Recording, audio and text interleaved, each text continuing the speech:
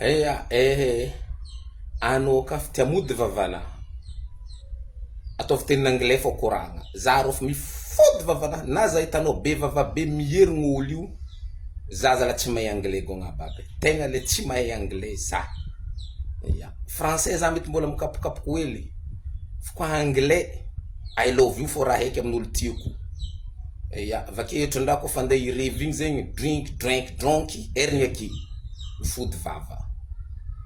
Manafa azo kono eky manafa zahay zay tamizay mbola nianatra manafo laosa ne mandeha magnano sarorongola manafo koa fa lerana cours anglais manafo mandeha misomba zay vidéo izy ke iye tegna fantidah be amin'ny andraky io somareky mandeha mizahez ndraiky edika tany misy cours anglais mianara anglais zala fo grave raha io ako na zaki entro teny tsinoa koa mandarin sy bo magnakory tsintsagna mangosina imagine za miteny tsinoa io agna tintaba azonao raha karaha zegny fô za koa matsara resaka fianaragna zegny zay ty tamizay mbola nianatra fa karaha amy terrain-boligny edy libéraux fô placene tabataba zegny ke za amy délégué de classe mboany za soratako agnatin'ny listin'olo mitabataba ko niafatra za fô matahora zagnahary zala tsy fianaragna anglais ouais mianara de mbola malegny zao io fô rehefa mazoto efa karaha zahay zao zegny fô koragna matahora zagnahary